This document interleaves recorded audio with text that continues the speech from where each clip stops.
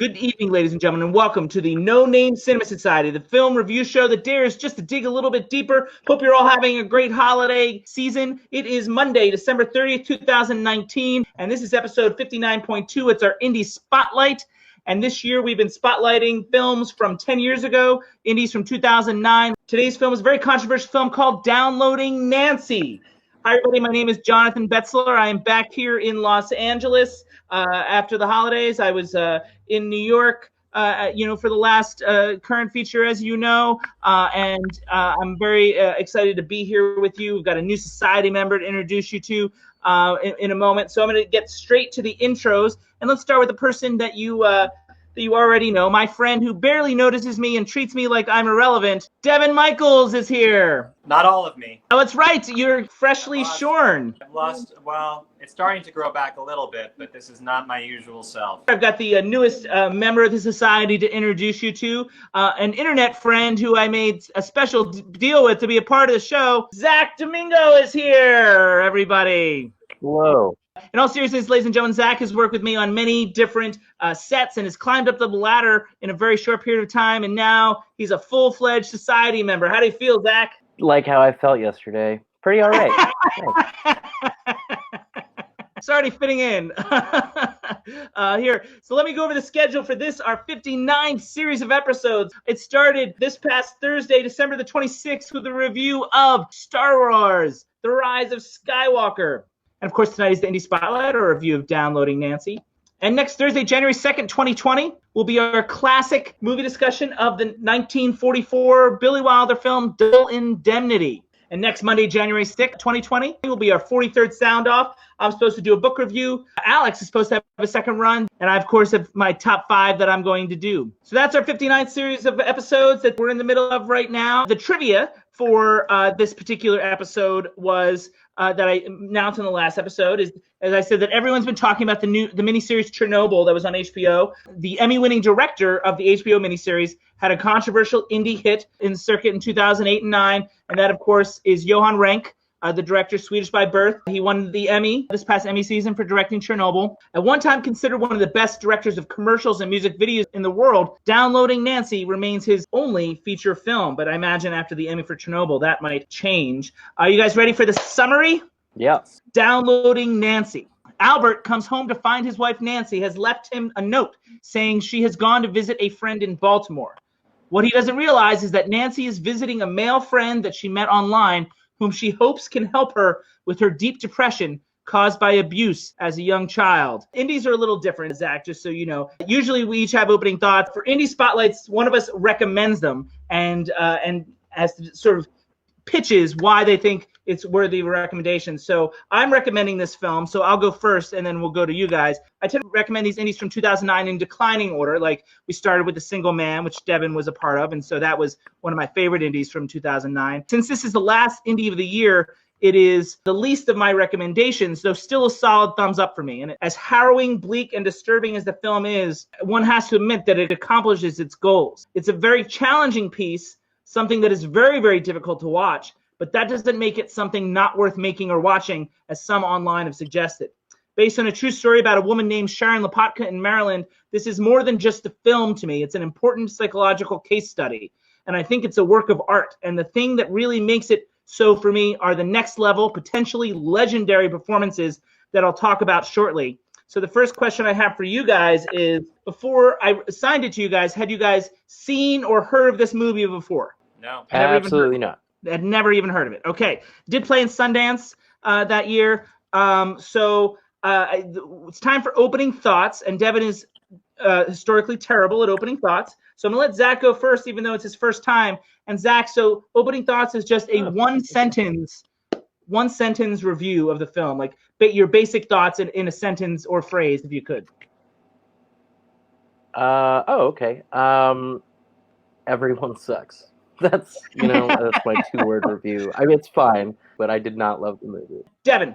I think aside from a couple of minor flaws, this is a work of art, and it's horrendous and brutal and sad, but beautiful. So that's basically how I feel about it. So it'll be interesting to see how Zach is going to counter us in some of the breakdown. And so, Zach, normally I start with the things that were strongest about the movie and then work our way down to the quibbles. As I alluded to earlier, and I bet you Devin's on board with this because we watched it together, even though we didn't officially talk. For me, guys, the performances are the key to this movie. And I would say that's true of the ensemble, but I want to start with Maria Bello. I've been a long time fan of Maria Bello ever since The Cooler in 2003, and then she followed that up with History of Violence after that. This, however, might be a career topper. She delivers a harrowing, raw, heartbreaking, fascinating, fearless, and frightening performance. I named her the best actress of 2009, and I stick by that. It may well be among the best leading performances of that decade. Like the film, it's difficult to watch, but that's because she's so real. Her pain is visceral. She gave me chills in this movie. Devin, I think you're probably on board with that. I am. You know, when they show those artificial intelligence, facial representation, little robot, and they say if you watch more than a few seconds of it, it becomes extremely disturbing because you can tell that the eyes are dead. That's how I felt watching Maria Bello's performance. Like, I'm glad that long story had a payoff. Her eyes almost throughout, it was like she was dead. She was immersed in this character. Yeah. Zach, you didn't love the movie. Can you acknowledge the performance, or do you have issues with the performance as well, Maria Bello? No, totally. I thought she was awesome. Yeah, I mean, I didn't love the movie, but she really sells her character, and you feel the pain for sure. There are moments where it's a little kind of much, but there's a degree of depth that she's able to show. This character is kind of convinced that she feels nothing, or that she only has one means of feeling something. It's through pain, or yeah, she kills it. Super raw. When you said there were moments were a little much, were you talking about the movie was a little much, or were there moments that you did feel like her performance was a little much? It didn't just feel excessive, but like kind of overt, to be honest. All right, I do want to talk about Rufus Sewell, who I also thought was quite strong.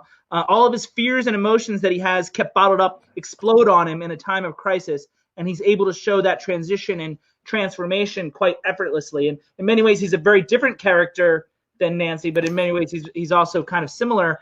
And I thought I thought he was also very deeply into this character and understood him a great deal. No, he's great. I thought his character, he plays his character very well. I think he really sells the dynamic that they have, especially initially when they have some moments where they kind of flash back to certain things. As it goes on, yeah, when he really starts to break, I think you see more emotion and some realizations come across him. It's not like the traditional snap that we sometimes see in movies, and that's sort of what I liked about it, but he does sort of hit a breaking point. Devin. Not only did I think his performance was spot on, so amazing to watch, I thought the casting of him was one of the most brilliant casting choices I've seen of like the last 100 movies I've watched. I was floored even just with the first 20 minutes of his performance, but then it grew from there. He usually plays those characters that take advantage of his intense eyes and his intense good looks and all of that, to have him be this middle-aged,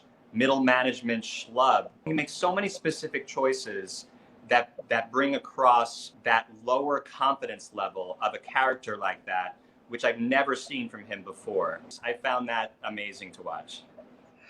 So yeah, it's a 30-minute show, so I'm going to move on to the last performance because I do want to talk about Jason Patric a little bit. He was also good, I think. Is historically a good actor. I like him a lot in Neil Butz. I think it's Your Friends and Neighbors is the name of that film. I don't know if he's as strong as the others in this film, so I wonder if Devin and I are going to argue about this. Occasional moments in Jason Patric's performance struck me as a little bit actory, if you will, especially when compared to the other two. He has that tendency to underplay things, as if underplaying them for the sake of and not because he ought to. The result is some choices seemed a little hollow to me. He didn't seem to be as deep in the character as the other two. He was trying, but I didn't feel his backstory as much as I did with the others. It's a good performance. I don't think it's as great as the other two. It feels slightly incomplete, like a B instead of the other two get A's. Devin, do you disagree? I don't disagree. I would say maybe B plus, A minus, as opposed to B, while the others were A's, A pluses. Yeah. But I don't disagree with how you described it. I think overall, the one little defense of that is that what happens in the final 5 minutes or so kind of makes all of that pay off. I think some of the underplaying that comes before that gets paid off and is earned in the final moments. It's before that though. It's when he comes to visit Albert that there are moments where that like the choices he was making seemed a little not in character. They seemed a little showy to me, almost as if he was back in Neil Abute's world. Zach, Jason Patrick. I actually liked his performance. It felt like it really made sense. In terms of like his interaction with Maria Bello, he does a good job playing this middle ground. What's his real take on this? Because it's a pretty extreme arrangement that they have. Felt like him kind of straddling that. I don't know. I think he played the character really well in that. I give him a B, Devin a B+. It sounds like you're in the A- world. So I don't disagree with the things you say. I just feel like there were moments that I questioned. There were moments where I could see the acting. In these moments when he went back to Albert, I was feeling that wasn't so much Jason Patrick's performance. I felt that was more one of the occasional lulls in the quality of the screenplay. I'm thinking about the way that he chose to play those scenes. Like there's very specific reasons why I feel like this character would do that, and I feel like his choices were not in sync with what I was extrapolating in terms of the character's motivations. That's why I brought up that particular scene. I'm going to track with me. It seemed to track with me. He was playing, something of a there's a Shakespearean word for it, like a torturer or a tormentor kind of figure, and he was falling shy of twirling a mustache kind of thing, like as if he were in some other movie. Like it just didn't seem to fit. That sequence, as far as he's concerned, didn't seem to fit in this particular movie. Yeah, I'm going to go with Devin on that, honestly. His relationship with her really developed in a way that was more than, she ever had with her husband. So I'm kind of with it. I do want to move on and talk about direction a little bit. And what this film, I think, is extremely good at, and it's something that we talk about a lot on this show, is tone. It's extremely consistent and an appropriate bleak tone that I think echoes the depression and adds to the haunting effect. The score played a big role in this. It's not melodic or easy to listen to or pleasant to listen to, but in that sense, it's in perfect concert with the rest of the director's choices. The color was drained from the piece, and the design was very sparse, although too sparse at times, I thought.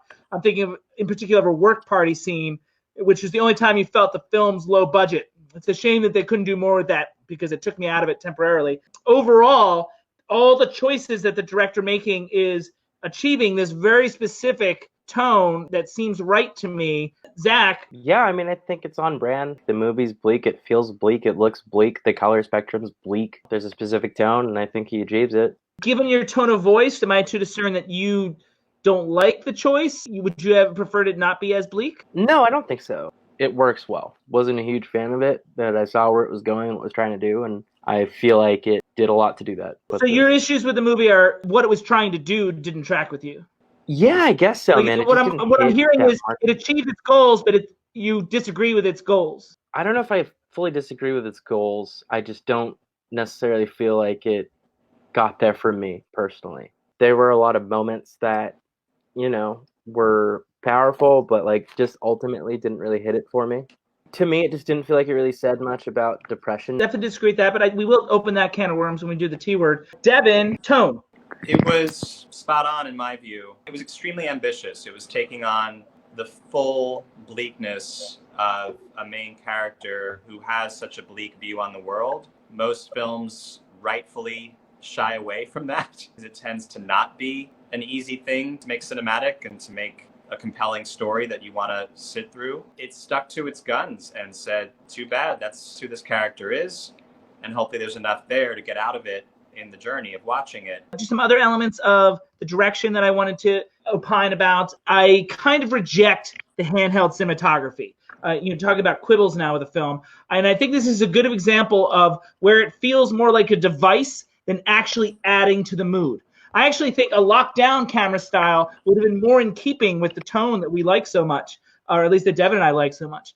The handheld stuff was too energetic for me. Maybe he wanted that counterpoint, but I don't think that worked.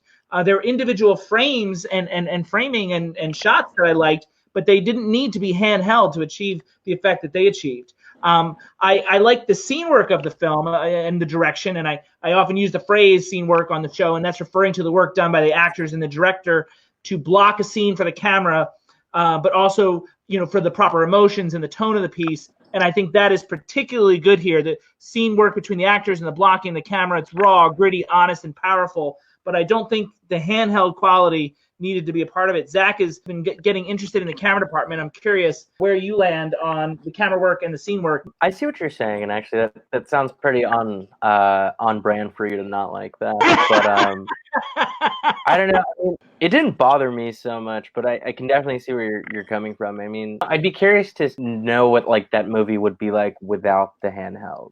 It'd be bleaker. Maybe that's possible, but I also felt like maybe it actually kind of fit with the character and what was going on in terms of like these people are pretty all over the place, and we see her alternate back and forth between modes and moods constantly. It's kind of a slight argument for it. Then I would make one of her moods handheld and one of her moods potentially more locked down, and so you can show the difference. Devin, anything on the camera work? I agree mostly with the solution you just posed 2 seconds ago. I think that would have been really effective to go in and out of it the same way she goes in and out of certain states. And I'm glad everybody likes my idea about mixing in the handheld and lockdown camera.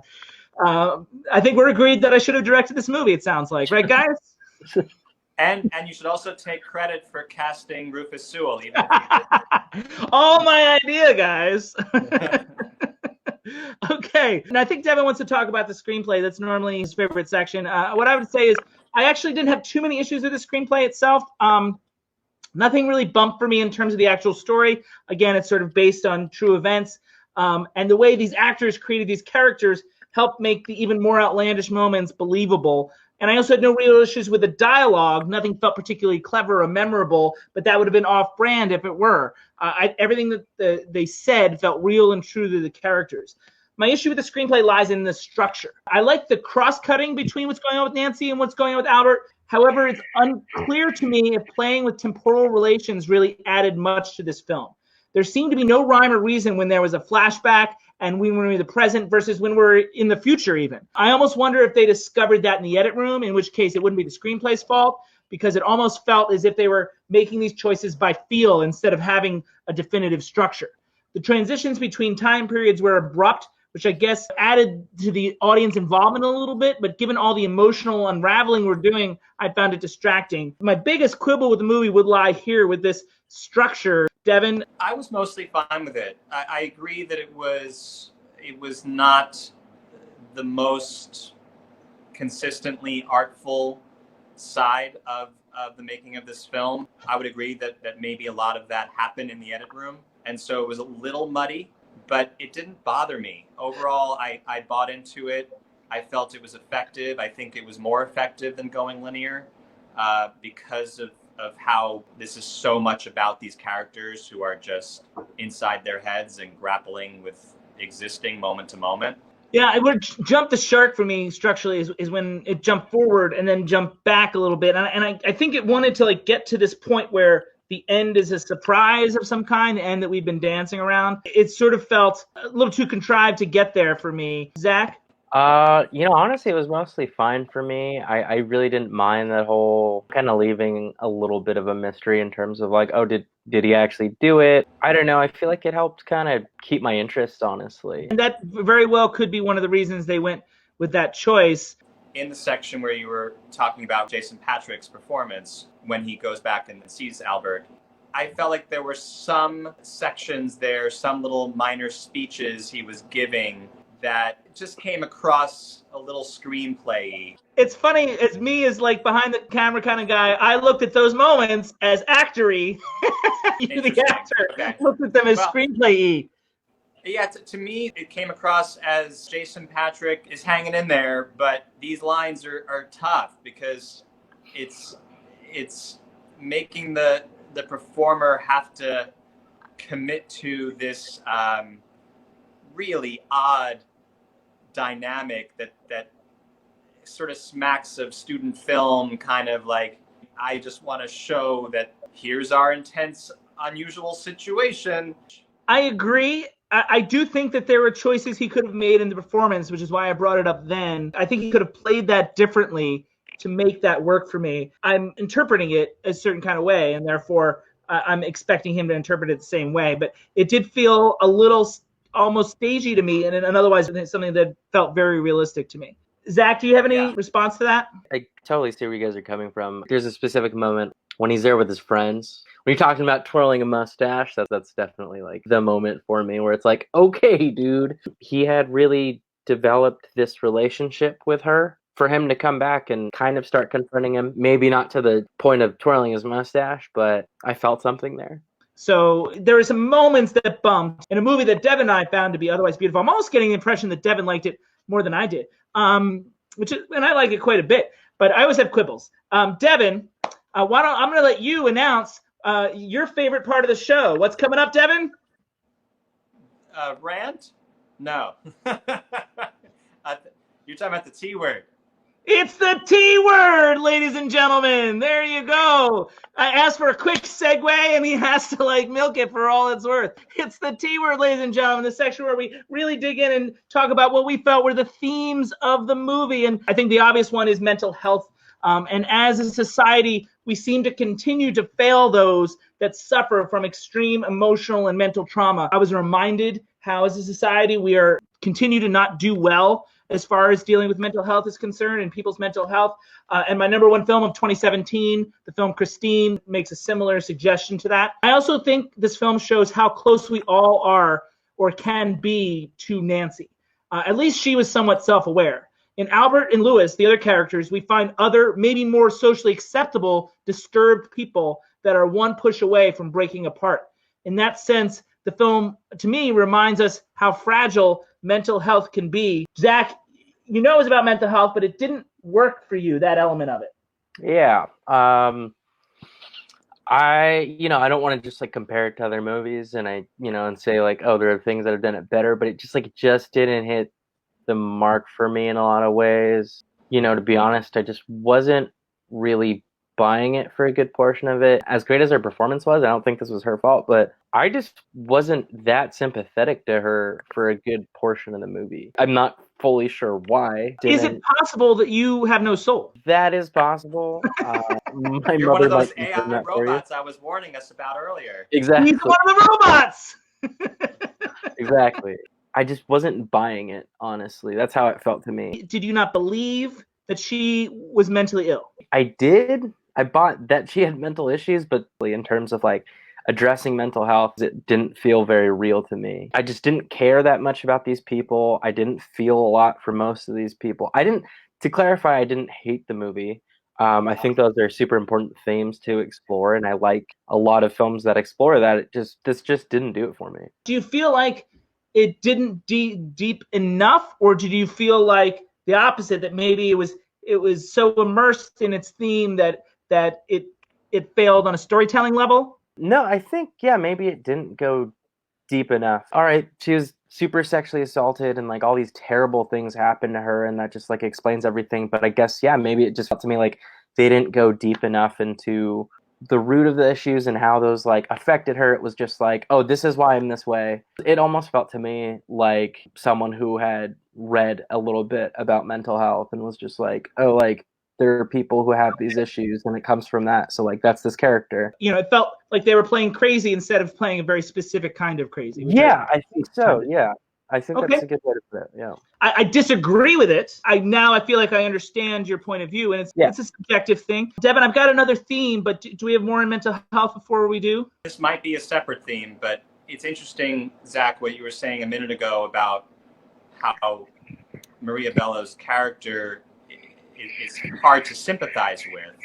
And I think a kind of sub-theme to this overall theme is, what the heck do we do when one of us, fellow humans, is almost, or perhaps not even almost, thoroughly beyond help? What do we do about it? You know what, Devin, that is a good segue to my other theme. And this is what I think is really most controversial about it. So I'm going to segue to this other theme, pitch it, and you can tell me whether or not it ties into what you were going to say. And I'm going to call it The Right to Die. as a theme, which is a theme in other films that we like. There's the film called The Sea Inside with Javier Bardem from several years ago. There are other films about euthanasia, mercy killings, Dr. Kevorkian kind of thing, etc. And those films are frequently cases of terminal illness.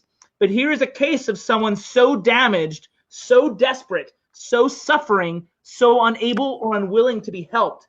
And I wonder if the argument can be made that the most humane thing to do is let her go. The only difference with mental illness is it's less tangible. It's harder to see. I don't know where I end up on all of this, quite frankly, for me personally. I think it obviously opens up a can of worms that would need to be figured out if that's possible. But the film certainly made me think about that. And Devin, I wonder, is that sort of where you were going? Because that's what I kept thinking about during this movie is, do we have a right to say she can't do this? Yeah, I mean, I that's mostly what I was getting at. But for me, the interesting aspect of that is not so much the political question of whether or not someone has that as a human right or civil right, but more bringing it back to whether or not you sympathize with your protagonist. And this film is saying, it doesn't matter. You can sympathize with her. You can be struggling with the fact that you can't sympathize with her because she's so combative about how much pain she's in. Either way, you are powerless. To me, like, the interesting question is what that brings up as a moviegoer and also just as a human being. What do we do? Yes, you can focus on the political question of what do we do literally with laws, with whether or not that's a right or not a right. Aren't we saying go hand in hand with each other? I mean, like, I agree with what you're saying. There's a society that tells us that this is wrong potentially. I hear you. I just think, just me personally, what I find more interesting is the question of philosophically, what should we do as a species when a few of us are in this position? Not literally, what laws should we pass? What logistically should we do? I think I started where you were. Like, I exactly had the same thought. Then it sort of springboarded to these other thoughts about, you're right, like, what should we do with the Nancys of the world? What can we do? And do we have but then that segued. I took it one step further. It sounds like that we're on the same path. I'm just a little further down it. Do we have a right to decide what she does? But then there's the counter argument of they're not currently equipped to decide for themselves, and that's a whole other end of this argument that's tricky and interesting. Absolutely, which is why it comes back to story. And this particular story, which doesn't have to answer all these questions, obviously. So, Zach, to die. I wasn't thinking about that, honestly, throughout most of that movie, but hearing you guys talk about it, I think has given me a little something to chew on. Yeah, I can certainly see that now. It's just a difficult freaking piece. Yeah. And it's got 19% on Rotten Tomatoes or something. Yeah. There's more to the movie than 19% anyway. Like, I understand it being difficult, and I appreciate that. I really do. But 90% is way too low. You have to give her credit for just approaching some of these very difficult, challenging issues. Yeah, for sure. Are you guys good to wrap up? We're running a little long here, as is our case. All right, I'm scared to do it. I'll give you guys a chance for some quick closing thoughts if you've got anything interesting. Devin, closing thoughts? I'm still emotionally altered from watching this film 3 days ago. Zach, closing thoughts? I still don't love the movie, but I think it's something that was worth watching in terms of, like, I'm glad this is a subject matter that people are trying to. I think the feelings of absence and loneliness that are explored are, like, completely worth exploring, and I think that there were a lot of moments that this movie actually does hit upon with those things, but it is a difficult movie. Yeah. Our next indie, this is our last one of this season. So if we do get to our 6th season, we're going to go back to doing indies from 5 years ago on the Indie Spotlight. So for our 2020 season, that'll be indies from 2015, which is the first year of our show. So it stands to reason that we'll start with an indie that made my top 10 list from 2015. So you can go back and watch my top 10 of 2015 to figure that out. Our next show, however, is this upcoming Thursday. It's our classic movie discussion, which we're going to do Billy Wilder's noir entry, Double Indemnity, celebrated its 75th anniversary in 2019. So, guys, next time we see you, it'll be 2020. So, Happy New Year. In the meantime, ladies and gentlemen, this meeting of the No Name Cinema Society is adjourned.